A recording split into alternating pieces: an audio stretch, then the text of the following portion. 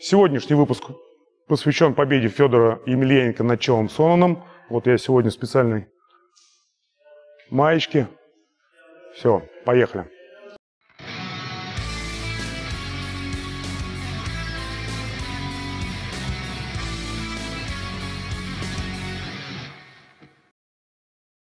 Всем привет! Давно не виделись. Болезни, поездки, тренировки немного выбили из колеи, но мы продолжим. Сегодня начнем рассматривать технику, применимую к бугуртам и профбоям. То есть до этого у нас были чисто дуэльные номинации, в основном щит-меч, то есть стойка, как для фехтования, удары все из тех позиций, где они применимы при фехтовании 1 на 1. А сейчас рассмотрим технику, в частности удар щитом, которую можно делать и в профбоях, и в бугуртах. Чуть-чуть про стоечку, раз уж упомянул. Если, когда мы фехтуем 1 на 1, у нас наклон довольно большой, чтобы спрятать ноги подальше, мы фехтуем где-то здесь, то в меньшей степени в профбоях и в большей степени в бугуртах мы стоим вертикально. Связано это с тем, что добавляются удары ногами, коленями, довольно болезненные, и из такого положения их делать не очень удобно. Плюс, если вы наклонитесь, то к вам в бугурте прибегут сзади и очень удобно треснут по вашей спине.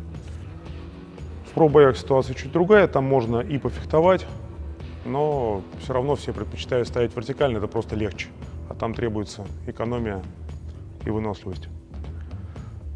Так вот, начнем с самого простого, ну и базовое отличие от фехтования – это удар щитом в лицо, прямой.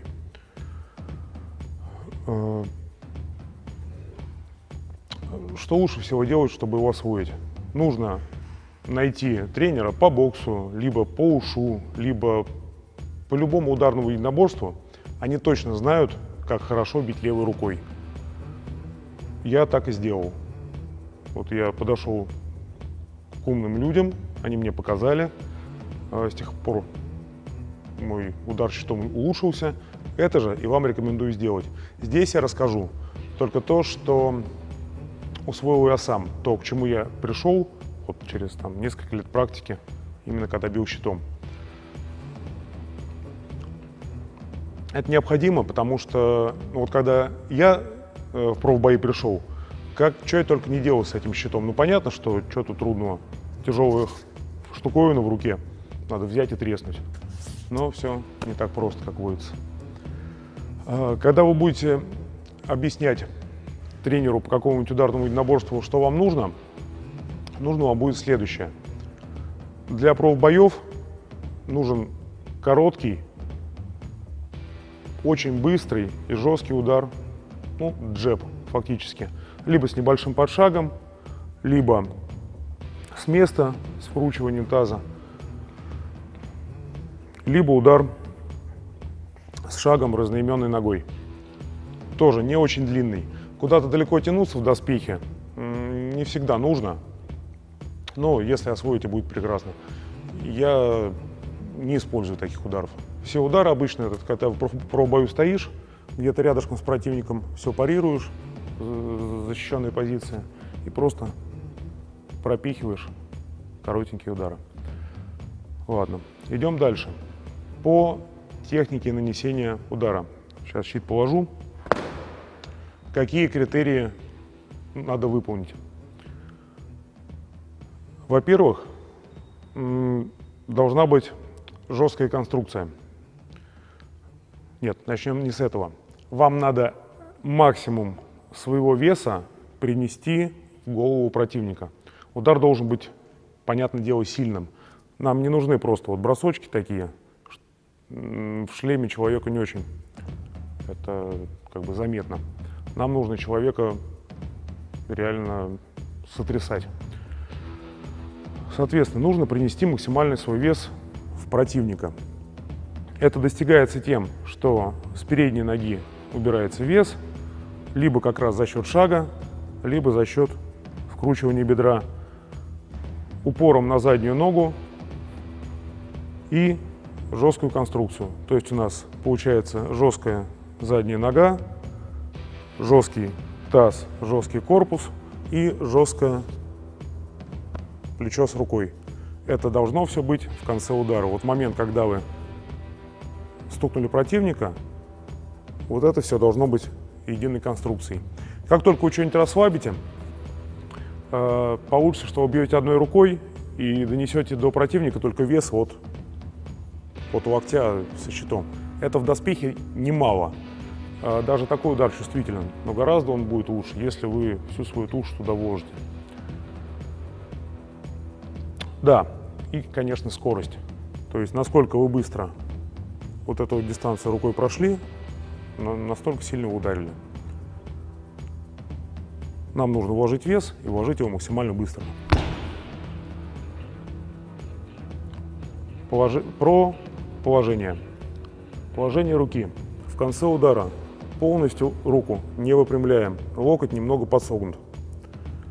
Как вы там держите кулак, ну, лучше его, конечно, сжать, за счет этого рука жестче станет. Но как-то выпендриваться, выбирать, какими костяшками бить, набивать кулаки нам здесь не надо, у нас там щит, он все стерпит. Там положение кулака особо тоже не нужно. Ну вот только для того, чтобы конструкция целостная была, чтобы никаких сгибов не было, ничего себе не повредили. Плечо можно задирать, можно не задирать. Я тренировался, чтобы плечо у меня было внизу, но в конце концов оно куда-то вверх уехало. Ну, так просто комфортнее чувствуешь, от встречного удара прикрываешь еще и плечом. Кулак, ну, вот как боксеры делают, никуда вворачивать нам не нужно. Нам, как правило, нужно пролезть щитом в защиту. То есть между правой рукой и левой рукой противника, между щитом, куда-нибудь в центр сунуть. Соответственно, плоскость щита мы ставим вертикально, и когда отрабатываем удары, тоже не надо вот этих вот боксерских всех придумок, просто ставьте кулак вертикально. Вот как кружку взяли со стола и врезали. Дальше я уже говорил, жесткий корпус, вот финальное положение, тук, ударили. Бить, когда тренируетесь все время из защитной позиции от лица. Вот здесь вы щит держали, и вот сюда вы его принесли. Все. Не надо бросать вниз, не надо отмахиваться назад. Вот новички, когда вот говоришь человеку, бей в голову, он начинает бам, бам. То есть откуда-то от пояса вам нужно в защитной позиции быть и наносить отсюда удары. Разворот корпуса. Разворот корпуса удару, несомненно, помогает. И он помогает замахнуться мечом для продолжения серии. Но если вы в профбою и фехтуете с опытным товарищем, вам сильно разворачиваться только помешает. Поэтому, опять же, когда отрабатываете, не вворачивайтесь сильно. То есть вот ударили, и вот этого разворотика достаточно. Собственно, все условия. Ищем тренера, говорим ему, что нам надо бить отсюда вот сюда, с места. Соответственно, вам придется вкручивать чуть-чуть бедро, чтобы без шага убрать вес с ноги, то есть убрать упор. Либо с шагом. С места или с шагом зависит от дистанции, на которой вы наносите удар. Если вам надо врезать, вы почти в клинче находитесь, противник рядышком, то придется чуть-чуть вкрутиться. Если вам надо дотянуться, вы видите, он открылся, можно кинуть с шагом и чуть больше развернуться. Это что касается с передней ноги. Также, если вы хотите освоить именно серию ударов, то есть щит, меч, вам понадобится научиться ходить еще с разноименной ноги. То есть если здесь мы били с шагом передней ногой, то теперь задней ногой просто делаем шаг. Тук. Так боксеры, я знаю, учатся. Я к ним не ходил на тренировки, но так, видел чуть-чуть, краем глаза. В моем случае разницы никакой нет. Да, там надо как-то тоже вкручивать кулак, нам это нужно не особо, на мой вкус. Может быть, я и не прав. Я, повторюсь, не ударник. Я опыта в рукопашных боях не имею. Хотите сделать серию? Сделали шаг разноименной ногой и пошли. Шаг разноименной ногой, ударили мечом, шаг разноименной ногой, ударили щитом. Вот и вся история. Какие еще нюансы есть? Не бросаем руку вниз. Ударили, вернули назад. И отрабатывайте всегда так. Что бы ни происходило. Делаете вы дорожки, по груши бьете, по другу бьете. Все время возврат только наверх. Просто привычка хорошая. Надо будет, очень надо будет, опустите вниз. Но по базе в 95% случаев вам щит понадобится сверху. Руку не бросаем. Ну, напоминаю, рук не выпрямляем. Локоть отлетает мгновенно. Только начнете отрабатывать с выбрасыванием руки, локоть повредите. Через 2 недельки он пройдет, как это у меня, собственно, и было. И вы поумнеете сразу. Наверное. Как отрабатывать? Да все так же. У нас есть из инструментов дорожки, снаряд какой-нибудь, любой. Можете по балде постучать, можете по груше в перчатках постучать. Можете для увеличения скорости постучать каким-нибудь листочком бумаги подвешенным, по макеваре, по подушке, которую ваш напарник держит. Все способы давно придуманы. Вот уж касательно ударов руками, информация море. В любой боксерский канал залезаете, там вам все расскажут. И про последовательность отработки. Вы сначала технику освоите, поработали, посмотрели, там нога идет, вес переносится, рука правильно, с этим разобрались. Не надо сразу на силу, на скорость работать, ни в коем случае, тем более на выносливость.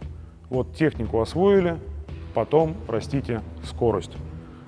Работайте на максимальное ускорение, там несколько раз подряд, либо просто на одиночный удар на скорость, именно из нужного вам положения. И только после этого, после того, как вы уже освоили технику удара, научились делать ее более-менее быстро, вот уже только тогда учитесь бить долго, бить в доспехи, не знаю, бить живых людей, только после этого. Давайте, давайте, потому что что-то у нас получается разговор про удары, без ударов. Давайте я чуть-чуть похожу, побью их, вдруг вам понравится. Так, у нас фехтование все-таки, поэтому меч возьму. Я отрабатываю всегда, даже когда удары щитом делаю в квинте. Вот меч держу и отсюда бью. Ну, просто так я веду профбои. Потом про это расскажу. Давайте пройдусь дорожечку.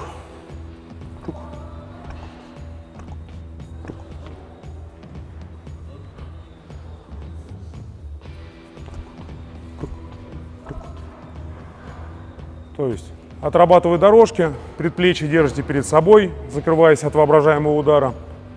Мечом закрываете голову и пробиваете щитом. С места, вкручиваясь бедром, получается как-то так.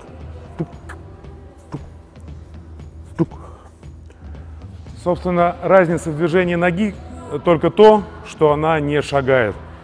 Можно просто приподнять ногу, ничего не вкручивая.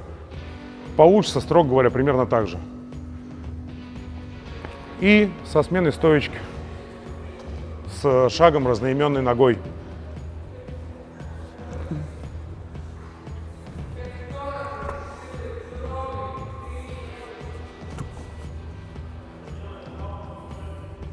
Давайте про удар закруглимся. Всем спасибо. Ждите. Ставим лайк, подписываемся, становимся спонсорами канала. Это все в обязательном порядке. Все, всем пока.